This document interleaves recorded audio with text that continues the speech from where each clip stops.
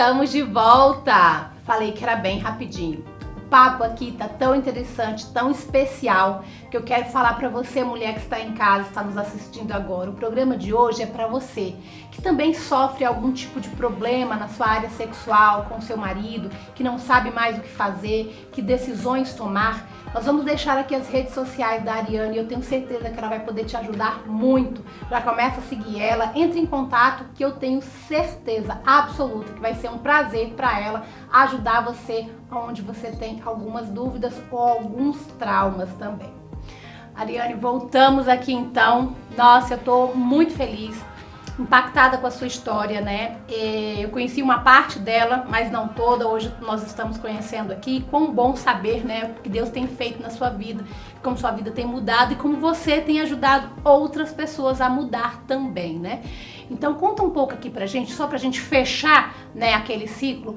Você acha que então todo aquele trauma sofrido na infância, né, foi o que trouxe à tona na sua fase adulta esse problema na parte sexual, onde você não estava satisfeita e gerou todo aquele problema com o seu esposo, não é isso? Foi uma somatória de desajustes, de feridas emocionais, de ausência de conhecimento. Porque quando a gente não domina um assunto, normalmente a gente se sente insegura, nos sentimos inseguras. Não gostamos. Eu tenho mulher que fala, eu não gosto de sexo. Por quê? E de repente aquela mulher não carrega um trauma, mas ela carrega uma insegurança porque ela não entende, porque ela não foi treinada. Para dirigir somos treinadas, para aprender a cozinhar a mãe ensina, e a mãe ensina a ter prazer no sexo. Então nós precisamos aprender para ter segurança. As minhas dores eram sim, desde a infância. Algumas delas eu coloquei na gaveta e eu fechei.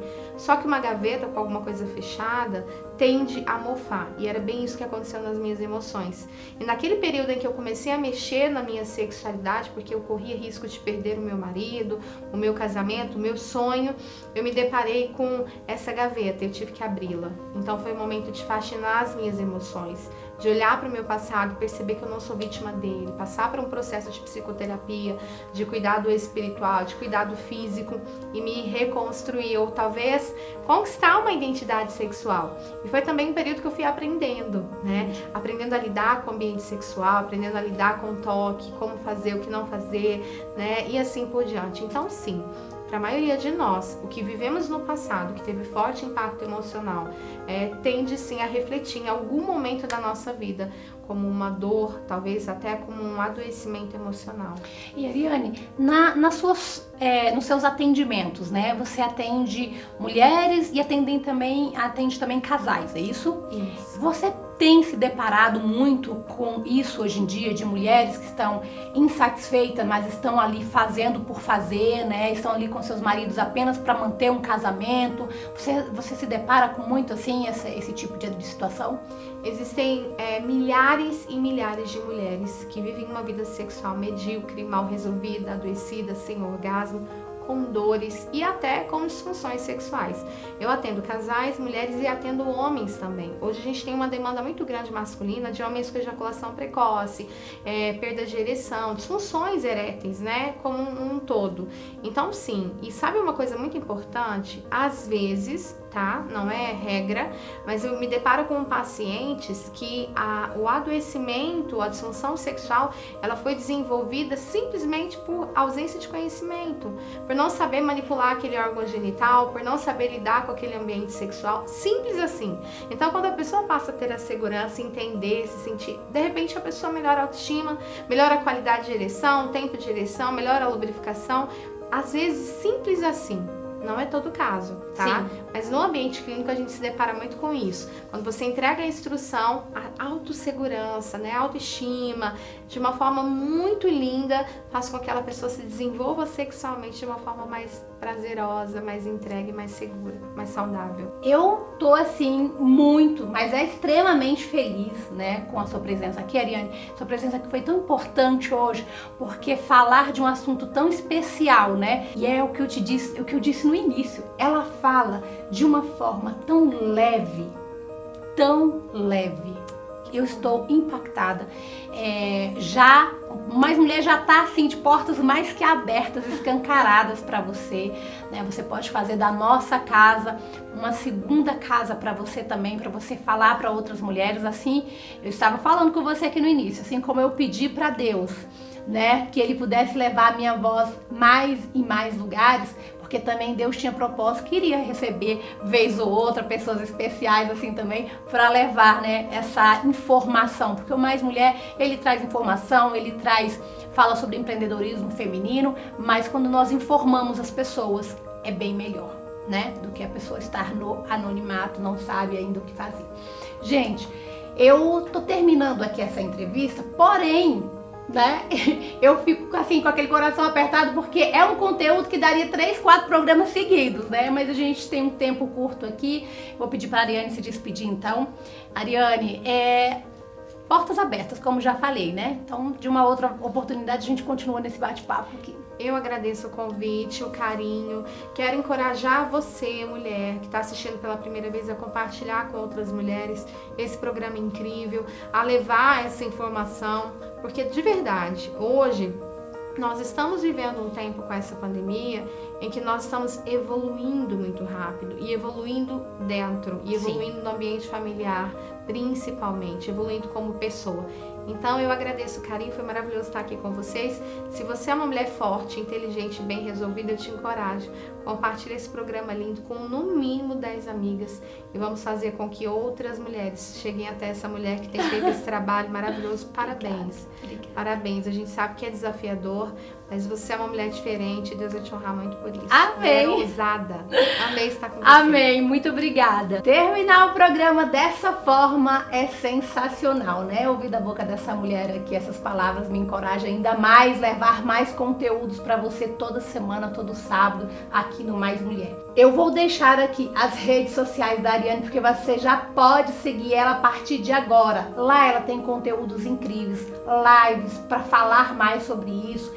Toda semana ela tá postando alguma coisa nova lá, então não deixe de seguir a Ariane, você realmente vai ter muitas informações e um conteúdo vasto para você se inspirar em casa. Finalizada aqui, gente, a entrevista com a Ariane Marques. Eu estou impactada com tudo que ela nos contou, com todo o seu testemunho, o seu relato. E para você também que está vivendo um momento difícil, né, dentro do seu relacionamento, eu já te convido a seguir ela também nas redes sociais, que eu tenho certeza que ela vai ser bênção na sua vida. E agora nós vamos para um quadro muito bacana, que é o quadro De Olho na Dica. E hoje a dica é sobre saúde emocional. Num tempo tão difícil de pandemia, onde todos estamos extremamente ansiosos, a psicóloga Priscila vai trazer pra gente algumas dicas e falar sobre esse assunto.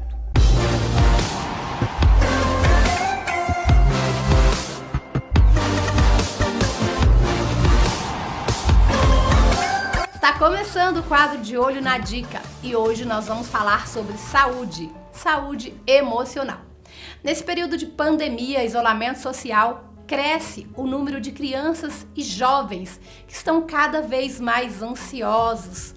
Nesse momento nós vamos conversar então com a doutora Priscila para saber dela qual a sua opinião como profissional nessa área e entender por que tem acontecido todas essas questões familiares durante a pandemia.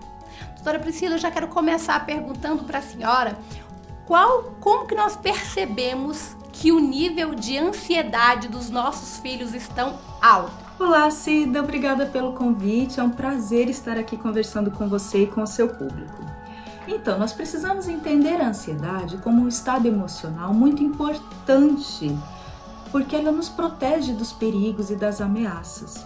Ela só se torna um problema quando é muito intensa, frequente e desproporcional para aquela situação. Aí sim gera sofrimento para a criança, para o adolescente e para a família. O principal sinal que os pais, os cuidadores devem ficar atentos é em relação à mudança de comportamento. Como que o meu filho era antes? Como ele está agora? Mudou? Os principais sinais, os principais alertas, né, dessa mudança referem-se principalmente à irritabilidade, aos comportamentos desafiadores, à dificuldade de concentração e alterações de sono e apetite. Esses sinais têm sido descritos como os mais prevalentes durante a pandemia. Doutora Priscila, eu quero saber também em relação aos pais que viviam muito tempo afastados dos filhos, né, por motivo de trabalho, viagem e tantas outras coisas que os pais não estavam periodicamente em casa. Hoje os pais estão ficando mais em casa e não estão sabendo lidar com toda essa situação, essa convivência ali com os filhos. Você acha que, de certa forma, isso tem acarretado em maior número de ansiedade, tanto para os pais quanto para os filhos? Existe essa influência sim, Cida. Nós sabemos que as crianças, desde muito novinhas, elas conseguem perceber o clima familiar. E o clima familiar influencia diretamente no humor dos pequenos e dos grandinhos também. Nós sabemos que a pandemia trouxe como desafio as relações familiares, não só entre pais e filhos, mas também entre os cuidadores. Esse desafio, ele apareceu principalmente porque mudanças na rotina e esse estresse causado pela necessidade de adaptações ao teletrabalho, às aulas online, essas exigências o tempo todo, influenciam diretamente nessa qualidade das relações. Acho que o mais importante nesse momento é a gente se perguntar quais são os valores primordiais para a minha família. Qual é o modelo que eu quero ser para os meus filhos? Adaptações podem dar certo, né? Ou não, a gente não consegue ser 100% acerto o tempo todo. E tá tudo bem com isso. Uma outra pergunta muito interessante também é saber como que a gente pode fazer para conciliar o trabalho em home office com a atenção aos filhos. Esse é um grande desafio. Eu acredito muito na organização da rotina, para que a gente dê conta de todas as demandas que aparecem, do home office, das aulas online, dos afazeres da casa, dessa atenção à família e principalmente do autocuidado. Se a gente conseguir planejar uma rotina, ter horários regulares, quando que começa o home office, quando que termina o home office, quando começa a atenção à família, vai fazer uma grande diferença na qualidade das interações. Planejar essas atividades em família, praticar a escuta ativa, oferecer apoio, oferecer um ambiente seguro para que os nossos filhos consigam expressar as emoções. Tudo isso é fundamental para que eles se sintam ouvidos. E aí sim a qualidade de vida vai melhorar. O autocuidado é um outro fator extremamente importante. Precisamos cuidar de quem cuida. Os pais, os cuidadores nesse momento precisam ter as suas necessidades atendidas, precisam ter a sua individualidade respeitada. Isso sim vai proporcionar que essa fórmula funcione. Na sua opinião, para a gente finalizar, quais os efeitos que a pandemia deixará no psicológico tanto das crianças quanto dos adolescentes? Essa é uma pergunta interessante e devemos considerar o contexto de cada criança, de cada adolescente, de cada família.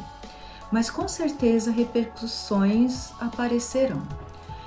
Estudos estão sendo publicados e mostrando que a quarentena por si só já é prejudicial. Ela favorece sintomas de estresse, de ansiedade, alterações no sono, irritabilidade. E mostram também que quanto maior o período dessa quarentena, maior o risco de vir a desenvolver sintomas ansiosos, por exemplo. Mas, Cida, eu acredito que esse é um momento de oportunidade, de crescimento e de aprendizado. Nunca passamos tanto tempo com os nossos filhos e com a nossa família. Vamos aproveitar para conhecê-los melhor, para desenvolver habilidades e valores importantes para a minha família e para a sociedade. Eu gostaria de deixar uma reflexão para os cuidadores, para os pais que estão nos assistindo. Qual é o legado que eu gostaria de deixar para os meus filhos? Como que eu gostaria que lá no futuro os meus filhos lembrassem desse período? Como que eles vão falar para os nossos netos e bisnetos sobre tudo isso que está acontecendo.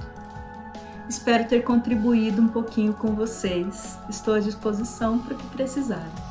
Priscila, então eu quero já agradecer pelas dicas que você nos passou aqui, né, falando de um assunto tão interessante que é essa ansiedade nesse ambiente familiar. Eu já te convido a estar mais vezes aqui conosco para continuar falando desse assunto que é tão importante. Muito obrigada pela sua participação aqui conosco.